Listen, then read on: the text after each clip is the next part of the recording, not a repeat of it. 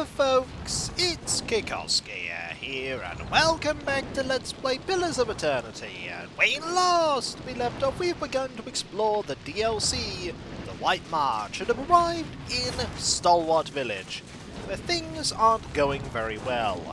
When we got here, they were under attack by ogres. Ogres wielding cannons. Luckily, we were able to drive off the ogres by taking out the leader of the raid. And immediately after that, this house started to collapse. We were able to save one person in the house, KD, but the other person we couldn't reach. If we'd have had someone with ice magic, maybe we could have saved them. But even if we hadn't have sent it here, our spellcasters don't have those spells. I'm So here. we did the best we could. Now let's grab this ogre blood and these moonstones At once. and see if we can chat with KD. We cannot chat with KD. Can we chat with these villagers? We'll get the rest of these flames put out. Go on and have yourself a drink. Maybe later. Maybe later. For now, we are going I'm to here. explore about. And see if anything has changed now that the village is no longer under attack. Fresh fish! Freshly caught! Ah. Hello. Effigy's eyes! It looked at me! Ah!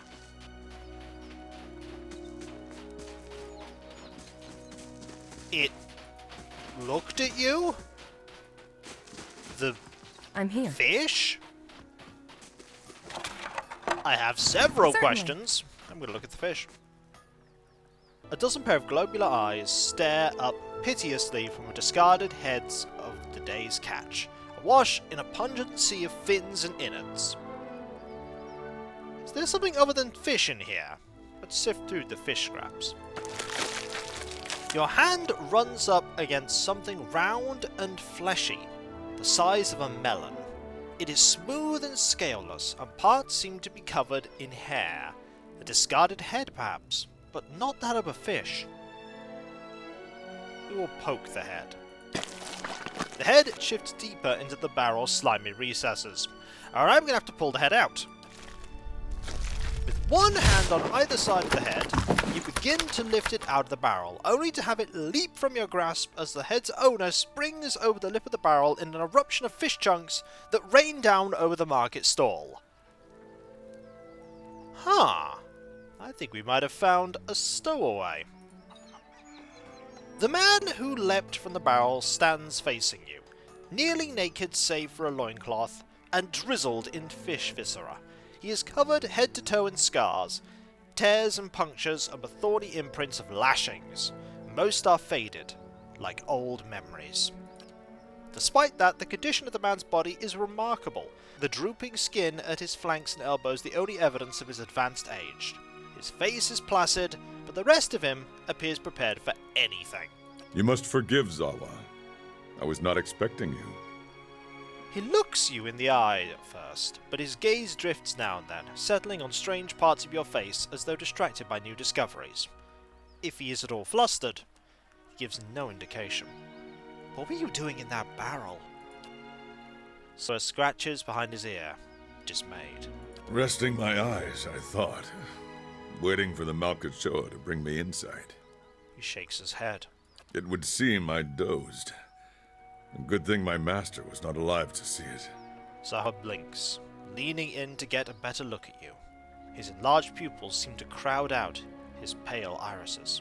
Are you real? Yes. Of course. I meant no offense. But I find it is best to ask when Malkachoa is involved. Malkachoa? A small white mushroom. I have heard it called snowcap in these lands. Ah! Now I understand. It can reveal the true nature of many things. You have a master, you said? The man traces your inadvertent glance at his scars. He smiles politely. A teacher, not an owner. Zawa is a free man. Well, as free as any of us. I still don't understand why you were in that barrel. I was freeing myself from vanity. That doesn't answer the question. Did he say sanity or vanity? Not quite sure, dear. Consider, how can one be vain who is bathed in the smell of dead fish? There is a proud glint in his eyes. I don't know. I had the idea when I passed this way earlier. I am pleased with the results so far. He smiles at the woman whose head is swiveled towards him as she passes by, a look of revulsion on her face. Distracted, her toe catches on a stone and she nearly falls on her face. He claps his hands together. Yes, quite pleased. Are those scars from battle? Zahra glances down at his body. From battle, yes. I left them upon my enemies. He points at various patches of crisscrossing scars. These were struck against fear. These against pleasure. These against hatred. Those down there against greed and doubt. And these... He points at his face. These were for vanity. And now I understand this character a lot better. You made those scars? I cannot take credit for all of them, but I did most of the good ones. His mouth perks. I put them there in battle to remind myself what is real and what is not. Our worst enemies are inventions of the mind, pleasure, fear. When we see them for what they are, we become unstoppable. And you have achieved this? I feel I have been close, but never for more than an instant. In the moment when the pain is sharpest, the world becomes clear. In that moment, I am a match for anyone. He gives a slow, assured nod. Do you often smear yourself with fish? Gods, no. What a way to travel the world. The usual way is to smear yourself with the ashes of the dead. But they do not burn their dead here, so I have to make do with what the land provides. He sniffs the air. The cold seems to conquer the smell. Even now, the scent hides itself. Disappointing. Your wounds must have caused you to suffer greatly. Of course. I am fortunate to have suffered so much. If I did not suffer, I would not aspire to free myself from it. I would wander from one unfulfilling goal to the next. More wealth, a better station. My soul would wither. But to search for a place beyond suffering's reach is to nurture the soul, to harden it against the elements. He clenches his fists in illustration. Suffering is the greatest gift the gods have given us. Their most beautiful, perfect creation. It is the hand that turns the wheel. His eyes gleam as though looking upon an old and beloved friend. You don't seem like you're from around here. I was visiting a monastery not far from here. I found it empty, but I met a messenger as I left. He carried a call for aid. Seeing that he would find no monks at the monastery, I chose to go in their place. Zawa is no longer young, but in combat he is still the greatest of the Takan people. It seemed only right that he should go. Stalwart hired me as well. I would not say I am hired. I seek no wage, and I promise no result. You're doing it off your own back. I have chosen a path, and my spoils come from walking it. An uneasy frown settles on his face, almost a wince. And this fortress, this Durgan's battery, its people are gone. Zawa would know why. If you seek the White Forge as well, I could use the help of an experienced warrior. Zaha's face tilts upwards, his eyes fixing on the sky. He remains motionless, entranced. At length he blinks as if awakening, and looks back at you. He shrugs cheerily. If one wishes to swim, it is no time to argue with the current. We are here together in this moment because a perfect force has willed it. Who is Zawa to argue? He looks you squarely in the eyes, and for once, we do not drift. I will walk with you so long as the gods wish it so. Let's be on our way then. And by that I mean you're not joining my party right now. You are a monk. Level 10. Makes sense that you're a monk. We might have to use you in our party for a while. But not immediately. Not immediately. Unfortunately, we cannot loot any of the fish. A shame, but what can we do? I'll tell you what we can do. Keep exploring about. Dead animals there. Well, let's keep going. There's another barrel here. It's got, surprisingly enough, fish in it. And another barrel here. It doesn't have fish in it. Okay. So if we look around here, there's a villager. We're damn lucky you arrived when you did. Glad to help. And this villager's cold. So many good people dead. Unfortunately so. Perhaps we can figure out why the ogres did this and get them to stop. Ooh, camping supplies. We don't need any of those right now. There's this house we can go into. Tana's house. Let's pop in. Let's see if they're home. Let's have a chat. Maybe pick up a side quest or two. There are probably a lot of side quests. Ah, you are there. And there are things here that are probably classed as stealing. In fact, they're definitely... They gone? Have those nasty brutes finally left? I think they have. These teeth have been sanded smooth in preparation for carving. I'm here. Hello. I heard the ogres outside, tearing down walls and murdering folk. Don't remember how things got this bad. The elderly woman needs her hands. Her knuckles are swollen knobs and her palms are ridged with calluses that scrape and rasp as she rubs them together. But you're the new adventurer. Renengild's latest volunteer. She squints at you, leaning precariously forward on her wobbling legs. A real spitfire, she told me. Bet you'd whip those layabouts at the mine into shape. I'd like to ask you about something. Did you say something, dear? Tell me about yourself. Me? I was the overseer at the mine, back when it was running. Got shut down decades ago when we couldn't sell or ship the stuff. Maybe you can again soon.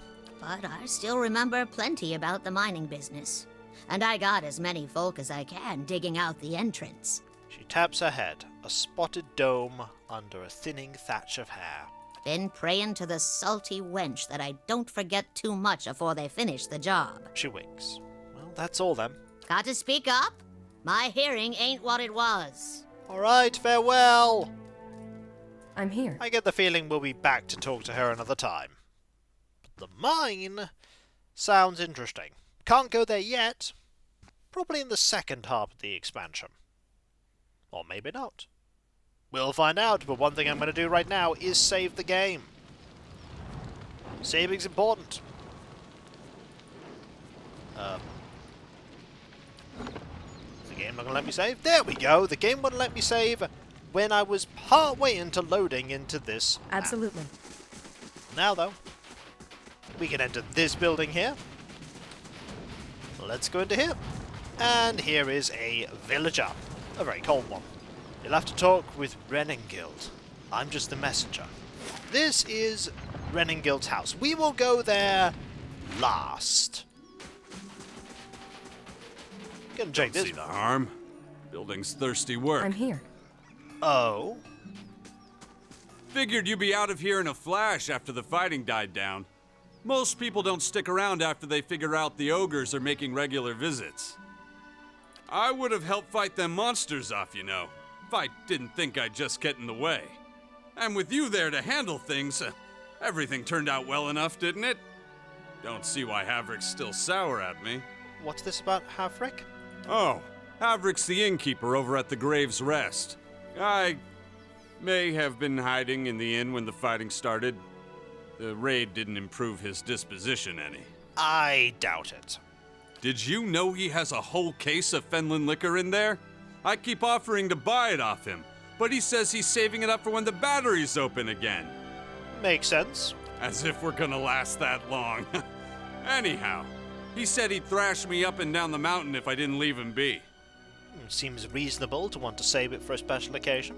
It's delusional is what it is.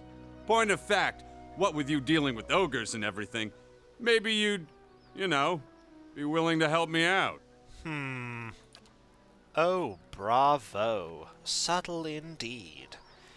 Yeah, subtlety's not this guy's strong point. Averick keeps all the good stock in the inn cellar. Out of sight, you see. I mean, it's bound to be under lock and key, but I'm sure he wouldn't miss a single bottle. Not with everything that's going on. What does stealing wine for you have to do with fighting ogres, Rayfold? Well, Averick can be a little intimidating when it comes to his beverages. But otherwise, not much, I guess. And what would I get out of this? I'll pay you for it. I swear it. We'll split my wages. And the bottle, too, if you like. I just want to be able to say these lips have tasted the best the Ishamael Blades have to offer. Anyone ever tell you you're a little strange, Rayfold? Nothing so kind. You try living here a few years and see how you turn out. Search the cellar for Fendon liquor. I'm here.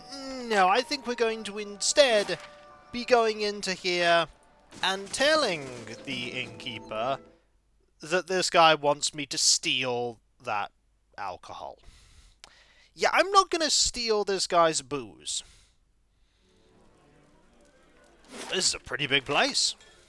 And here we have a bar. Certainly. If they knew what was good for them, they'd be walking that fiery path instead of warming their hands at it. That's a very you thing to say, I'm Durrance. here. I can still smell the smoke, even in here. So, child, villager, villager. I'm here. Villager. Villager. Owena! Go check on that Orland. Make sure he don't steal nothing. You're Let's chat with quite you. friendly, Never aren't seen you? such a bloodbath. Feels like we got half the town's survivors in here, just drinking to forget it. The dwarf surveys the crowd, his expression sober despite the half-empty flagon by his hand. He shakes his head and looks to you, remembering himself. But I hear you helped drive the ogres out. Didn't know you furry folk had it in you. He scratches his beard, frowning. Ah, I think he was referring to us when he was shouting.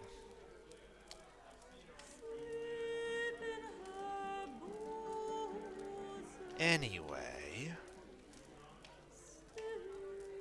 You're welcome to warm yourself here. Got hot food and cozy beds. Though your cousin seems to have holed up in one of my rooms. Cousin?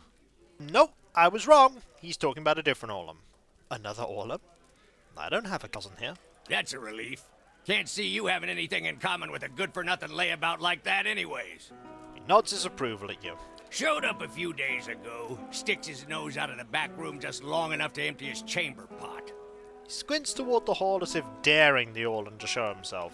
Up to no good, I tell you. I'd like nothing more than to see him gone, but I don't want a ruckus over it. I could talk to him. Don't hurt him or anything. I just want him to leave peacefully. Given your history, I thought I'd be clear on that point. He gives you a meaningful look. Back to warm your hands, eh? What can I do for you? I thought you might want to know that Rayfold asked me to steal your liquor. He did he? Suppose he didn't expect you'd be the honest sort. And there you go again. I'll have it put away somewhere safe. Thank you for doing the decent thing. Here, for your honesty. Hey, we got some money. Speak to the Orlum. We should talk to you some more. Back to warm your hands, eh? What can I do for you? What are the rooms like? Top quality bear pelts on every bed. You won't be disappointed. We have 2 decks for 1 rest, 2 decks and 2 might for 1 rest, 2 decks, 2 might, and 2 constitution. That's pretty good. That's very good. I'm Yeah, here. quest failed, a lovely drop. Yeah, he's not going to be happy when we leave. He's not going to be happy. But we did the right thing. Despite the owner of this tavern not being the greatest when it comes to talking to Orlans. And when we come back, folks, we'll go and speak to the person that he wants to leave and see if he actually should be leaving. I have no reason to see why he should right now. And then we'll check out the rest of this place. We could go downstairs and see if there's anything there. and then we'll just look around the rest of Stalwart Village. There's plenty to see, and much to do. Probably a load of quests. So many quests. And if you enjoyed this video, don't forget to like, comment, and subscribe if you're not. And if you are subscribed, press that bell for those notifications. And I'll catch you next time, folks. And I'll see you then. Later.